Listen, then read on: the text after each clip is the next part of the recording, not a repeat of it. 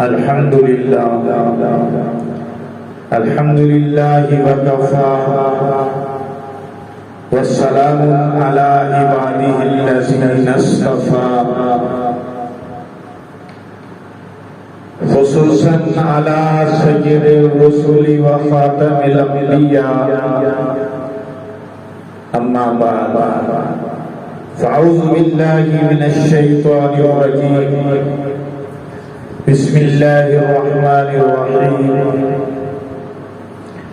إن شانئك هو الأبتر صدق الله العظيم وصدق رسوله النبي الكريم الأمين والصلاة والسلام على سيد الرسل وخاتم النبيين وعلى آله وأصحابه وأهل بيته وأزواجه وذرياته أجمعين بلغ العلا بكماله كشف الدجى بجماله حسنت جميع خصاله صلوا عليه وآله اور قمریاں بھی شوق میں ڈالے ہوئے سر توق میں پڑھتی تھی اپنے ذوق میں حسنت جمیع خصالی اور بلبلیں بھی سو بسو لے لے کے ہر ایک گل کی بو کرتی تھی باہم گفتگو کشفت دجا بجمالی اور سن کر یہ چڑیوں کے چہچہے انسان بھلا کیوں چپ رہے واجب ہے اس پہ یوں کہے صلو علیہ وآلہ صلو علیہ وآلہ گرامی قدر سامعین کرام آج کے بیان کا مقصد امام الانبیاء کی عظمت اور شان سے لوگوں کو روشناس کرانا ہے اور بتانا ہے کہ گستاخ رسول کی شرعی سزا کیا ہے۔ عظمت خاتم الانبیاء محمد رسول اللہ صلی اللہ علیہ وسلم وراء البراء ہے۔ آپ کی شان، آپ کی عظمت کا بیان اتنا اعلیٰ عرفہ و بلند و بالا ہے کہ ہماری تقریریں، ہماری تحریریں، ہماری سوچیں، ہماری فکریں تو تھک سکتی ہیں، لیکن امام الانبیاء کی شان بیان نہیں ہے۔ پوری امت کا یہ عقیدہ کہ اللہ تعالیٰ نے پوری کائنات میں، پوری مخلوقات میں سب سے زیادہ عظمت، سب سے زیادہ رفعت، سب سے زیادہ شان خاتم الانبیاء محمد رسول اللہ صلی اللہ علیہ وسلم کو عطا فرمایا۔ امام الانبیاء کا ایک تقدس ہے، آپ کی ایک عظمت ہے، آپ کی ایک عزت ہے، آپ کی شان ہے، آپ کا مقام ہے، جس کو آج اپنے باپ کی خبر نہیں وہ امام الانبیاء کی شان پہ انگلی اٹھاتا ہے، جس کو آج اپنے ماں کا پتہ نہیں وہ امام الانبیاء کی شان میں گستاخی کرنے کے لیے سامنے آتا ہے۔ امام الانبیاء محمد رسول اللہ صلی اللہ علیہ وسلم کی ایک زلف کی شان بیان ہے۔ اگر زمین و آسمان کے 14 طبق کاغذ بن جائے، سمندر جتنے بھی ہیں سیاہی بن جائیں، درخت کائنات کے اندر جتنے بھی ہیں سارے قلم بن جائیں، آسمان سے فرشتے اترے، قطار در قطار اترے، سب مل جائیں اور پھر سارے انسان بھی ان کے ساتھ شامل ہو جائیں، علماء بھی، فقہاء بھی، سکالر بھی، پڑھے لکھے لوگ بھی، کاتبین بھی، سب ان کے ساتھ شامل ہو جائیں، پیغمبر علیہ السلام کی شان کو لکھنا شروع کریں، کاغذ تو ختم ہو سکتے ہیں، سمندروں کی سیاہی تو ختم ہو سکتی ہے، درخت جو قلم بن گئے تھے کلمیں تو ٹوٹ سکتی ہیں، مگر میرے محبوب صلی اللہ علیہ وسلم کی بلکہ اللہ کے محبوب کی شان مقام کو بیان نہیں کیا جا سکتا۔ محبوب کی شان کی ابتدا ہے، انتہا نہیں۔ یہ بات بھی سمجھ، آپ کی شان کی ابتدا تو انتہا کوئی چے جائے کہ کوئی یہ کہے کہ میں محبوب کی تعریف کا حق ادا کر سکتا ہوں، نہیں کر سکتا۔ دنیا کی کتاب کے دم توڑ جائیں، تحریر موسیدہ ہو جائیں، مگر پیغمبر آخر الزمان محمد رسول اللہ آمنہ کے در یتیم کی شان مکمل نہیں ہو سکتی، کیونکہ آپ کی عظمت کی انتہا ہی نہیں۔ جیسے میں نے عرض کیا، ابتدا تو ہے، انتہا نہیں۔ بس اتنا کہا جا سکتا ہے، بعد از خدا بزرگ ہوئی قصہ، اللہ پر نبویت ختم اور امام الانبیاء پر نبوت ختم۔ وہ رب العالمین ہے، آپ رحمت للعالمین ہیں، وہ رب العلا ہے، آپ شمس الضحیٰ ہے، اس کی ربوبیت ہے، آپ کی نبوت ہے، اس خدا کی الوہیت ہے، آپ کی رسالت ہے، وہ رب عرش عظیم ہے، آپ رحمت للعالمین۔ اب خدا بن کے تخت الوہیت پہ کوئی آ نہیں سکتا، کیا مطلب اب نبوت کے تخت پہ بھی کوئی آ نہیں سکتا۔ اس طرح خدا بن کے کوئی تخت الوہیت پہ نہیں آ سکتا، اسی طرح قیامت تک نبوت کے تخت پہ بھی آ نہیں سکتا۔ اللہ نے نہ صرف آپ کو نبوت کا تخت عطا کیا بلکہ آخری نبوت کا تخت عطا کیا۔ وہ پیغمبر جسے رب نے مقصود کائنات بنایا، جسے رب نے محبوب کائنات بنایا، اللہ نے پوری کائنات کو اس کے لیے بنایا، کائنات کو، ساری کائنات کو اس محبوب کے لیے بنایا۔ حقیقت یہ ہے کہ اللہ تعالیٰ نے ساری کائنات کو اپنے محبوب کے لیے بنایا بھی، سجایا، اور جب تک ایک بھی کلمہ وہ باقی رہے گا اس وقت تک یہ کائنات باقی رہے گی۔ جب ایک کلمہ وہ بھی باقی نہیں رہے گا تو اللہ تعالیٰ کو اس کائنات کی ضرورت ہی نہیں۔ ساری کائنات کو اللہ نے اپنے محبوب کے لیے بنایا، زمین و زمن بنائے تو اپنے محبوب کے لیے، ملک اور وطن بنائے تو اپنے محبوب کے لیے، شہر بیاباں بنائے تو اپنے محبوب کے لیے، جنگل درخت پہاڑ بنائے تو اپنے محبوب کے لیے، محبت اور نفرت کے ارمان بنائے تو اپنے محبوب کے لیے، رنگ خوشبوئیں ذائقے بنائے اپنے محبوب کے لیے، اناج پھل فروٹ بنائے اپنے محبوب کے لیے، آسمان و زمین بنائے اپنے محبوب کے لیے، جنت اور جہنم کا نظام چلائے اپنے محبوب کے لیے، لو عرش کرسی کو بنایا اپنے محبوب کے لیے۔ تو اللہ نے حضور کو کس لیے بنایا؟ اپنے لیے بنایا، اپنے محبوب کے لیے بنایا۔ ذرا توجہ کیجئے کہ جو رب کا محبوب ہے، جو مقصود کائنات ہے، اگر اس رب کے محبوب کے خلاف کوئی زبان درازی کرے تو اللہ برداشت کر سکتا ہے؟ اس محبوب کو کوئی برا بھلا کہے گا، برداشت کرے گا؟ ایک بڑے نقطے کی پتے کی بات بتانا چاہتا کہ دنیا کا قانون دیکھ لیجیے، اپنی مخالفت تو آدمی برداشت کر لیتا ہے لیکن اپنے محبوب کی شان میں گستاخی برداشت نہیں، جس سے وہ محبت کرتا ہے۔ ہم اپنے لیڈروں کی توہین برداشت نہیں کرتے، کوئی عمران خان کو برا بھلا کہے ہم لڑنے مرنے پہ تل جاتے ہیں، کوئی نواز شریف کو برا بھلا کہے ہم لڑنے مرنے پہ تل جاتے ہیں۔ دیکھیے یہ تو دنیا کے لیڈر ہیں، ان کی قدر و قیمت اللہ کی نظر میں کیا ہے؟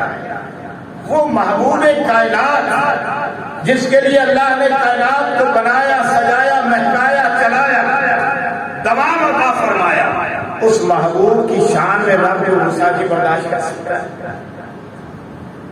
تو اللہ نے قانون بنایا۔ دیکھیے اگر آپ تاریخ انسانی پہ غور کریں تو آپ اس نتیجے پر پہنچیں گے کہ کسی نبی کی شان میں بھی اللہ کے جتنے بھی پیغمبر آئے، اللہ کے جتنے بھی پیغمبر آئے، کسی پیغمبر کی شان میں بھی اللہ نے گستاخی برداشت نہیں کی۔ اللہ کے جب توحید کے منکر تھے اللہ نے برداشت کیا، کسی نے رب کہلایا اللہ نے برداشت کیا،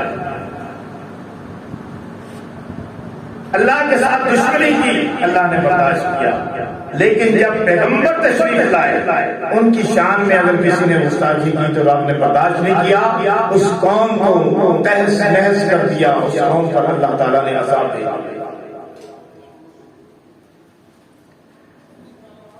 عجیب بات ہے، آپ تاریخ اٹھا کے دیکھ لیجیے، قرآن کو پڑھ کے دیکھ لیجیے کہ کسی کافر کو سزا توحید کے انکار پر نہیں دی گئی، کسی بھی کافر کو سزا توحید کے انکار پر نہیں دی گئی۔ جب بھی کسی کافر کو سزا ملی ہے تو پیغمبر کے انکار پہ ملی۔ قوم نوح علیہ السلام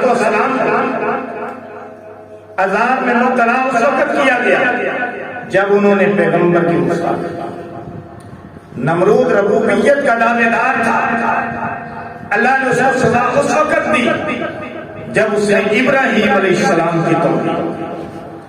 فرعون خدائی کا دعوے دار تھا، اللہ نے اس کو اس وقت سزا دی جب اس نے موسیٰ علیہ السلام کا پیچھا کرتے ہوئے دریا تک پہنچ گیا۔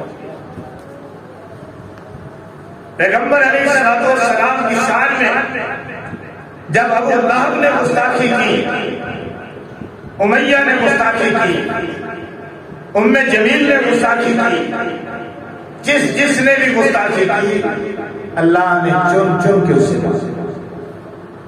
ابو لہب کے بیٹے نے گستاخی کی، اسے شیر نے یا کتے نے پھاڑ ڈالا۔ اللہ نے اپنی شان میں گستاخی کرنے والوں کو تو مہلت دی، لیکن پیغمبر علیہ السلام کی شان میں گستاخی کرنے والوں کو مہلت نہیں۔ اور دوسری عجیب بات یہ کہ شروع سے لے کر آج تک ہمیشہ پیغمبر کی گستاخیاں کرنے والے موجود رہے اور ان کو سزائیں بھی ملتی رہی، حتیٰ کہ حضور علیہ السلام کے دور اقدس کے اندر کئی عورتوں نے پیغمبر کی گستاخی کی، ان کو تہہ دیگ کروایا گیا۔ کسی مرد نے گستاخی کی، ان کو معافی نہیں ملی، ان کو تہہ دیگ کروایا گیا۔ پیغمبر کا مقام اور شان اتنا بلند، وجہ کیا ہے کہ اپنے معاملے میں تو اللہ نے مہلت دی۔ جیسے میں نے عرض کیا کہ قوم نوح نے 5 بت بنائے، خدا کے مقابلے میں شرک گھڑا، وہ سوا یغوث یعوق نصر، لیکن ان پہ عذاب نہیں آیا۔ اللہ نے ان کی طرف نوح علیہ السلام کو پیغمبر بنا کے بھیجا، انہوں نے خدائی پروگرام کو ماننے سے انکار کر دیا، نوح علیہ السلام کی توہین کی، تذہیب کی، ان کی شان میں گستاخی کی۔ اللہ نے ان کو پانی کے اندر غرق کر دیا اور نوح علیہ السلام کو حکم ہوا کہ آپ کشتی تیار کریں، ہر چیز کا جوڑا جوڑا اس میں سوار کریں۔ پانی کا عذاب آیا، کشتی پانی پر تیرتی رہی، 40 دن تک تیرتی رہی۔ آخر پانی اترنا شروع ہوا، کشتی جودی پہاڑ پر کنارے لگ گئی اور جوڑا جوڑا ہر چیز کا سوار تھا۔ اللہ نے اسی سے دوبارہ نسلیں چلا دی، جانوروں کی نسلیں، پرندوں کی نسلیں، انسانوں کی نسلیں۔ اس لیے نوح علیہ السلام کو عالم ثانی بھی کہا جاتا ہے کہ ایک مرتبہ سب مخلوقات کو اللہ نے تباہ و برباد کر دیا تھا، پانی میں غرق کر دیا تھا۔ کشتی میں جو تھے جوڑا جوڑا سوار تھا، ان کو اللہ نے بچایا، اسی سے دوبارہ نسل چلی، نسل انسانی بھی بعد میں اسی سے چلی۔ اس لیے حضرت نوح علیہ السلام کو عالم ثانی کا لقب عطا کیا کہ یہ دوسرے آدم، ایک مرتبہ آدم علیہ السلام سے نسل انسانی چلی، دوسری مرتبہ نوح علیہ السلام سے نسل انسانی چلی۔ پوری دنیا کے اندر آج کی انفارمیشن کے لیے میں یہ عرض کروں کہ پوری دنیا کے اندر نوح علیہ السلام کی اولاد کی ہی نسل موجود ہے۔ حضرت نوح علیہ السلام کے 3 بیٹے، حام، سام، یافس، 3 بیٹے، تینوں کی نسل پوری دنیا میں موجود ہے۔ وہ جو یاجوج و ماجوج ہے نا، جو قرب قیامت میں نکلیں گے، وہ یافس کی اولاد ہے۔ یورپ کے اندر غالباً عام کی نسل ہے، ایشیا اور عرب کے اندر سام کی نسل ہے، اور یافس کی نسل جو ہے وہ ابھی تک پہاڑوں کے درمیان قید ہے ایک وادی کے اندر۔ خیر یہ ہمارا موضوع میں عرض یہ کر رہا ہوں کہ 950 سال تک نوح علیہ السلام نے اپنی قوم کو تبلیغ کی۔ جب قوم والوں نے توہین کی، تذہین کی، نوح علیہ السلام نے بددعا کی، اللہ نے اپنی بددعا کے نتیجے میں قوم کو دریا میں پانی میں غرق کر پانی کے اندر درانی کا پانی ہی پانی۔ پھر آگے دیکھیے، نمرود ربوبیت کا دعوے دار تھا، اور حضرت ابراہیم علیہ السلام کو اس کی طرف بھیجا، حجت تمام کی۔ اس نے ابراہیم علیہ السلام کو چکھا میں ڈال دیا، آگ کو اللہ نے گلزار بنا دیا، وہ اپنے پروگرام سے باز نہ آیا، مخالفت سے باز نہ آیا۔ ابراہیم علیہ السلام کی توہین کی، تذہین کی، آج کی شان میں گستاخی کی۔ حضرت ابراہیم علیہ السلام کی شان میں جب اس نے گستاخیاں حد سے بڑھ گئی، وہ ربوبیت کے دعوے دار، اس وقت تک تو اللہ نے اسے سزا نہیں دی تھی، اس وقت تک نہیں پکڑا تھا جب وہ اپنے آپ کو رب کہلا رہا تھا، لیکن جب پیغمبر علیہ السلام کے تو پروگرام کی تبلیغ کی، مخالفت کی، پیغمبر کی توہین کی، تو اللہ نے اسے پکڑ لیا، تباہ و برباد۔ آگے فرعون کی بات میں نے کی کہ فرعون کو اللہ اس وقت سزا دی، حالانکہ وہ بھی ربوبیت کا، الوہیت کا دعوے دار تھا۔ اس وقت سزا دی کہ جب موسیٰ علیہ السلام کی مخالفت میں اتر آیا، اور اس حد تک بڑھ گیا کہ موسیٰ علیہ السلام اور بنی اسرائیل جن کو لے کے موسیٰ علیہ السلام نکلے تھے، ان کے جان کے در پہ ہو گیا، ان کو صفحہ ہستی سے مٹا دینا چاہتا تھا۔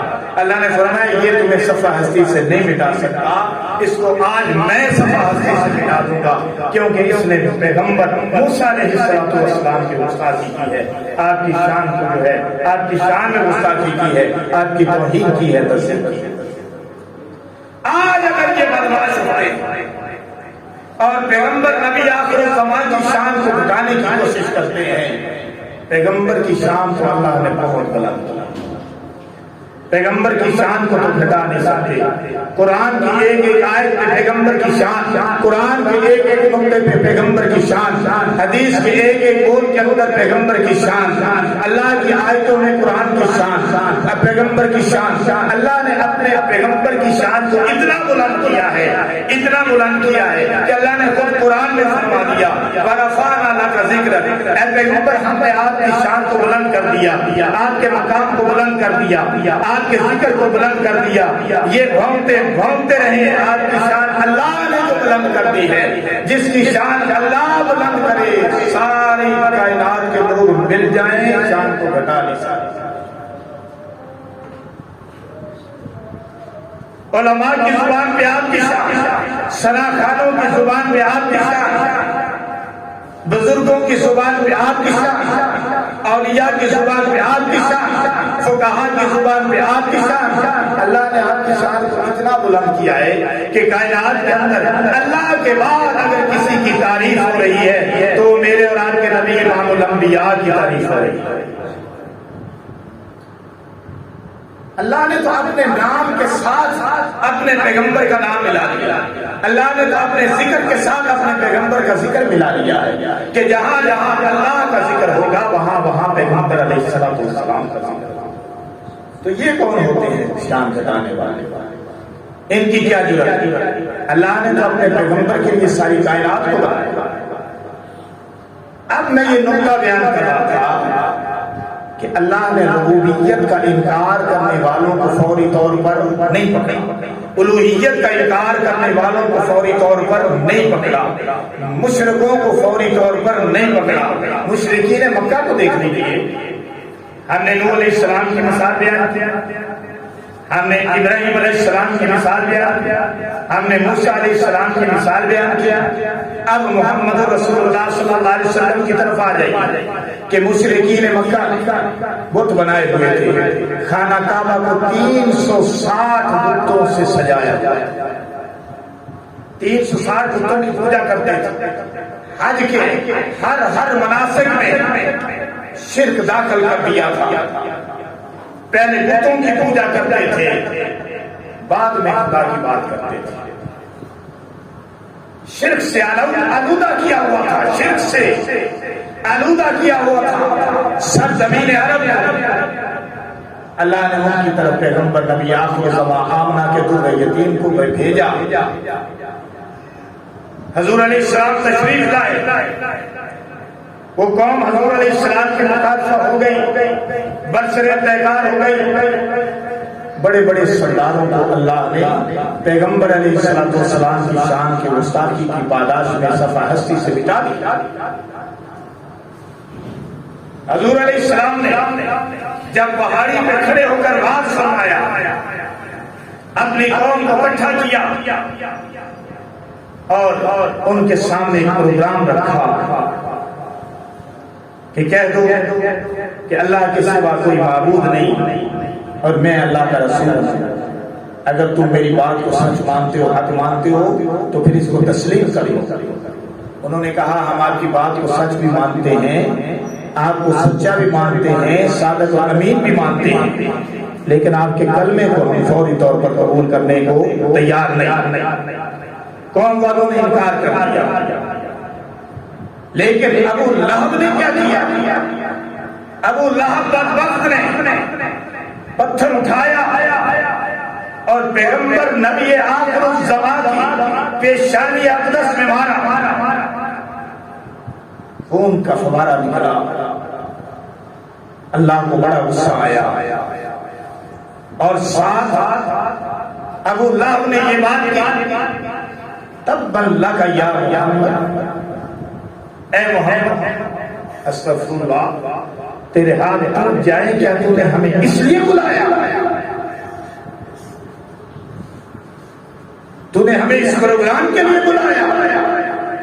اس نے پیغمبر علیہ السلام کو کہا استغفر اللہ، نہ کرے کفر نہ باشد، کہنے کو دل نہیں کرتا، لیکن آپ کو سمجھانے کے لیے بیان کرنا بھی ضروری ہے کہ اس نے کہا تب اللہ کا یا محمد۔ اس بات پر اللہ نے قرآن کی آیات نازل فرمائی، فرمایا تبت یدا ابی لہب، پیغمبر نبی آخر الزمان کے ہاتھ نہیں ٹوٹے، پیغمبر کے ہاتھ تو ہمارے ہاتھ ہیں۔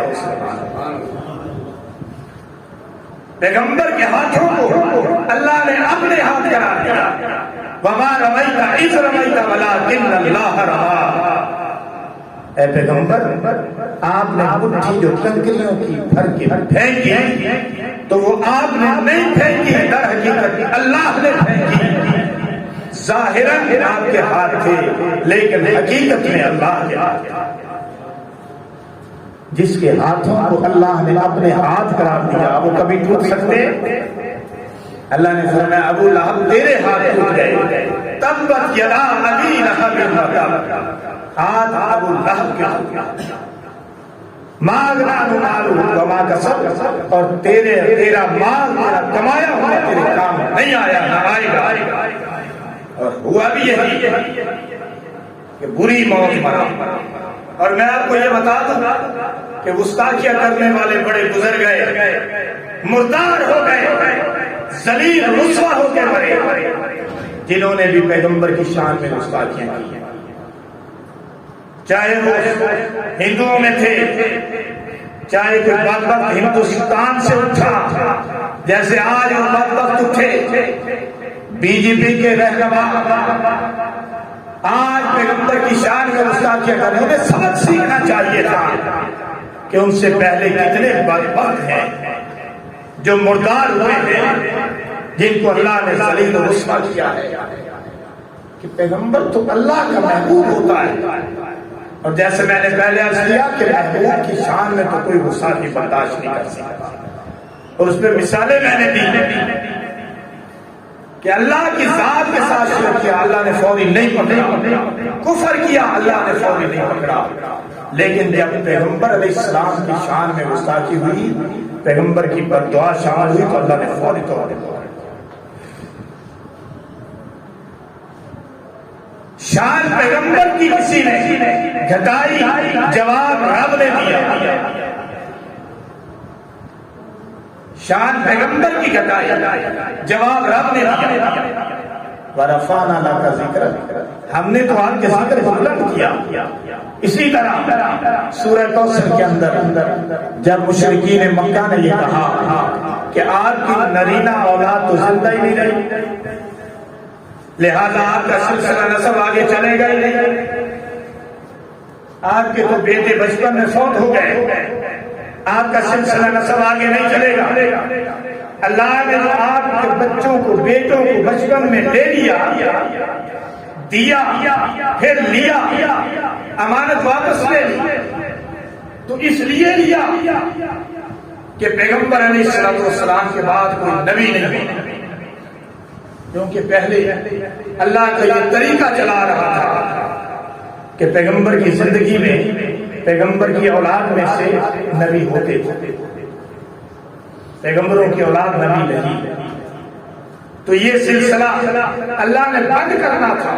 حضور علیہ السلام کو آخری نبی اللہ نے بنایا، اس لیے آج کی نرینہ اولاد کو اللہ نے بچپن میں اپنے پاس بلایا، اللہ کی حکمت تھی، لیکن مشرکین مکہ نے تانا دیا میرے رات کے پیغمبر کو، آمنہ کے در یتیم کو، امام الانبیاء کو، اللہ کے محبوب کو تانا دیا کہ آپ کی تو نسل نکل گئی، آپ کی تو نسل آگے نہیں بڑھے گی۔ اس کا پیغمبر نے جواب نہیں دیا، اس کا اللہ نے خود عرش سے جواب دیا۔ اس بات کا جواب اللہ نے خود عرش سے دیا، فرمایا اِنَّا أَعْطَيْنَاكَ الْكَوْثَرَ، اے پیغمبر، اے ہمارے محبوب، ہم نے تو آپ کو خیر کثیر عطا کیا، ہم نے تو آپ کو کوثر عطا کیا، ہم نے تو آپ کو حوض کوثر عطا کیا۔ خیر کثیر کے علماء نے بڑے مطلب بتائے ہیں، یعنی ہم نے تو آپ کو قرآن عطا کیا ہے، ہم نے تو آپ کو بیان عطا کیا ہے، ہم نے تو آپ کو وضاحت عطا کی ہے، ہم نے تو آپ کو شان عطا کیا ہے، ہم نے تو آپ کو جو ہے تکلم عطا کیا ہے، جواب القلم عطا کیا ہے، ہم نے تو آپ کو اولاد عطا کی ہے۔ کیا ہوا؟ آپ کے بچوں کو ہم نے اپنے پاس بلا لیا ہے، لیکن ساری امت آپ کی اولاد ہے۔ کیا ہوا اگر آپ کے بچوں کو ہم نے بچپن میں اپنے پاس بلا لیا ہے، لیکن فاطمہ کی نسل سے تو آپ کی جو ہے آپ کی اولاد چلے گی نا، حسن بھی آپ کی اولاد ہے اور حسین بھی آپ کی اولاد ہے، آگے سلسلہ نسب جو ہے وہ چلے گا۔ آپ کیوں فکر مند ہوتے ہیں؟ ہم نے تو آپ کو خیر کثیر عطا کیا ہے نا، قبر میں آپ کو دیدار، آپ کا دیدار آپ کی امت کو عطا کیا ہے، پھر حوض کوثر عطا کیا ہے، پھر آپ کو مقام شفاعت عطا کیا ہے، پھر آپ کو لواء الحمد کا جھنڈا عطا کیا ہے، پھر جنت کی چابی عطا کی ہے، پھر آپ کو وہ دین عطا کیا ہے جو قیامت تک باقی رہے گا، وہ کتاب عطا کی ہے جو قیامت تک باقی رہے گی، وہ شریعت عطا کی ہے جو قیامت تک باقی رہے گی۔ آپ کو ہم نے اتنی نعمتیں عطا کی ہے کہ ساری کائنات کی نعمتیں ایک طرف ہیں، اور آپ کو ایک اللہ کی عطا کی ہوئی نعمت کہ اپنا محبوب بنایا ہے، وہ ساری کائنات سے بتاؤ، ساری کائنات سے ہم نے آپ کو اپنا محبوب بنایا۔ تو پیغمبر علیہ السلام کی شان میں جب بھی کسی نے جسارت کی ہے، اللہ نے اسے برباد کیا۔ تو انشاءاللہ العزیز BJP کے بدبختوں نے جو پیغمبر علیہ السلام کی شان میں گستاخی کی ہے، ہمارا عقیدہ ہے کہ انشاءاللہ برباد ہوگا، ذلیل ہوں گے، رسوا ہوں گے، اس وقت تک انہیں موت نہیں آئے گی جب تک کہ وہ ذلیل اور رسوا نہ ہو جائیں اور ذلت اور رسوائی کو آنکھوں سے نہ دیکھ لیں۔ یہ ہمارا عقیدہ ہے۔ عرض میں یہ کر رہا تھا کہ اللہ نے آپ کو خیر کثیر عطا کی. فرمایا آپ نے وہ چھوڑیے، آپ کو تو ہم نے خیر کثیر عطا کر دی، روحانی اولاد بھی عطا کی اور جسمانی اولاد بھی عطا کی. آپ کو سلبی اولاد بھی عطا کی، روحانی اولاد بھی عطا کی. سلبی اولاد بی بی فاطمہ کے بطن سے، روحانی اولاد آج کی ساری امت جو کلمہ پڑے گا وہ آپ کی روحانی اولاد میں شامل ہے. اتنی خیر کثیر عطا کی کائنات کے اندر. اللہ کے بعد اگر کسی کے نام پہ کسی کا نام ہے، سب سے زیادہ تعداد محمد نام رکھنے والوں کی ہے.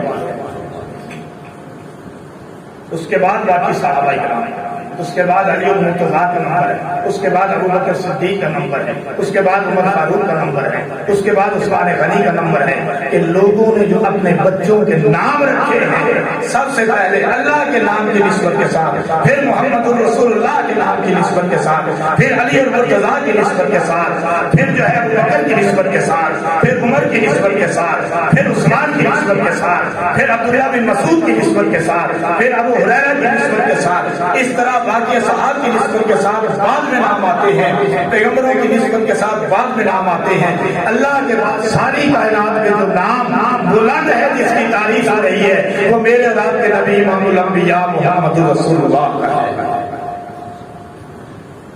ستیزہ کار رہا ہے ازل سے دائم روز.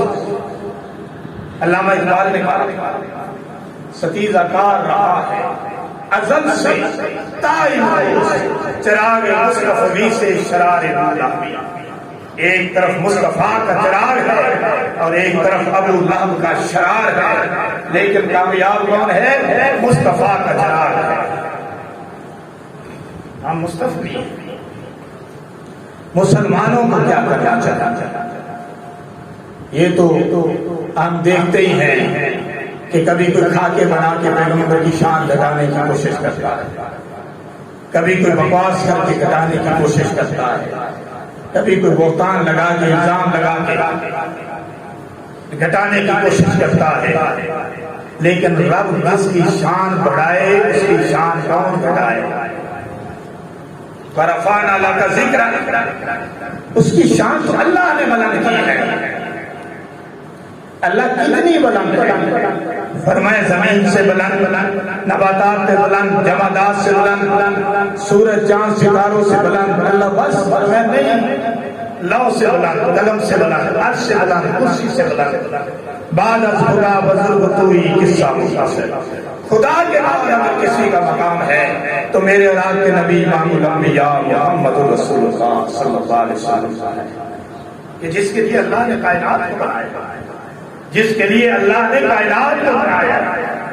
اس نبی سے ہم محبت کریں. ان کو جرأت کیوں ہوتی ہے؟ ان کو جسارت کیوں ہوتی ہے؟ اس لیے کہ ہمارا عمل نہیں ہے. ہم اپنے نبی سے محبت کریں، ہم اپنے نبی کی سنتوں سے محبت کریں، ہم اپنے نبی کے دین سے محبت کریں، اپنے نبی کی نماز سے محبت کریں، اپنے نبی کے روزوں سے محبت کریں، اپنے نبی کے قرآن سے محبت کریں، اپنے نبی کے فرمان سے محبت کریں، اپنے نبی کی حدیث سے محبت کریں، اپنے نبی کے تکلم سے محبت کریں. ایک ایک سنت پہ مر مٹے، زندگی جاتی ہے تو جائے لیکن سنت نہ چھوٹنے پائے. یہ ہمارا عقیدہ ہونا چاہیے. یہ خود بخود مر جائے. ہمارے نبی کے سر پہ پگڑی ہم اسے فخر کے ساتھ باندھیں.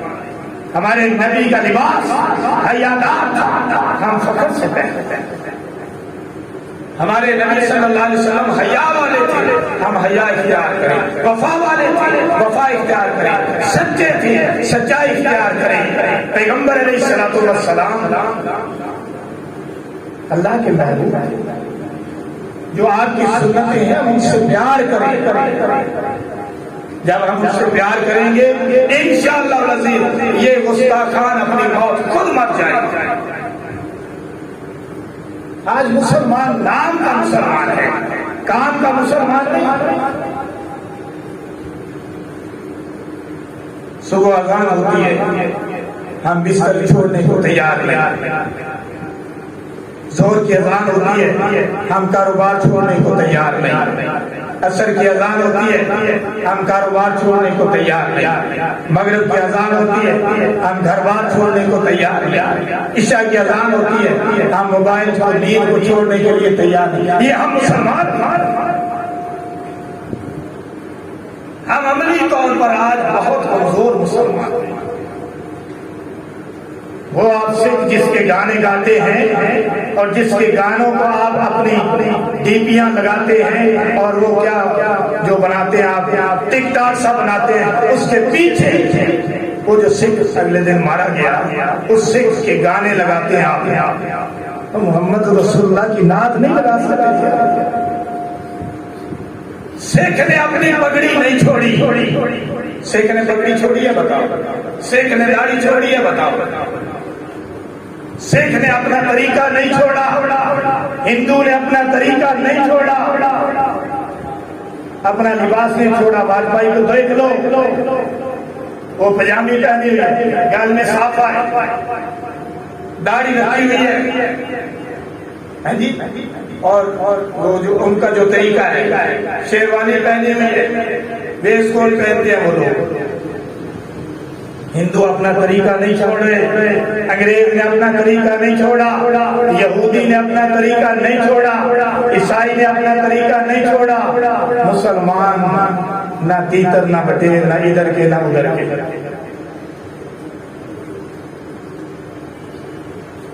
مسلمان اپنا طریقہ کیوں چھوڑ رہا ہے؟ مسلمان اپنے انداز کیوں بدل رہا ہے؟ اور پھر ہم ترقی کرنا چاہتے ہیں. یاد رکھیے غیر اقوام کی نکالی کر کے ہم ترقی کبھی نہیں کر سکتے. کبھی کوئی کسی کے پیچھے چل کے ترقی کر سکتا ہے؟ ترقی کرنے کے لیے اپنا راستہ بنانا ہوتا ہے. بات میری پلے باندھ لے. ترقی کرنے کے لیے اپنا راستہ بنانا ہوتا ہے. کسی کے پیچھے چلو گے تو چلتے ہی رہو گے. بھیڑ جال ہے، چلتے رہو گے چلتے رہو گے. اور وہ تو جائیں گے جہنم میں، ہم ان کے پیچھے چل کے جائیں گے، پھر جنت میں کیسے جائیں گے؟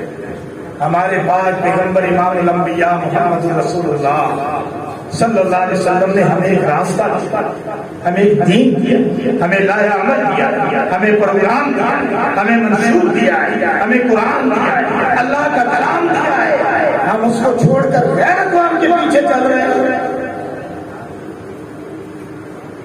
کتنے افسوس.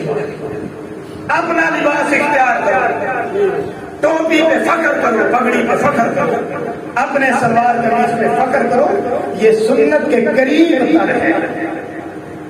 یہ آپ کا سلوار قمیض، یہ اللہ پاک نے ایسا توفیق دی جس نے ایجاد کیا. یہ سنت کے قریب تر لباس ہے. بالکل سنت کے مطابق تو نہیں ہے، لیکن یہ سنت کے قریب تر لباس. ان کو تو لمبی توپ ہوتی ہے. حضور کے زمانے میں اس طرح کا لمبا چولا پہنا جاتا تھا. چلو لمبا نہ صحیح، چولا تھوڑا سا چھوٹا صحیح ہے تو سنت کے قریب نا. تو ہمیں وہ طریقے اختیار کرنا چاہیے جو سنت ہے، سنت کے قریب ہے. یاد رکھیے اسی میں نجات ہے. اگر ہم غیروں کی نکالی کرتے رہے تو غیر تو جائیں گے جہنم میں، تو آپ پھر کہاں جائیں گے؟ اگر جنت میں جانے کو ارادہ ہے تمامی کا، گلے میں ڈال لو تو محمد کی غلامی کا. وآخر دعوانا الحمدللہ رب العالمین.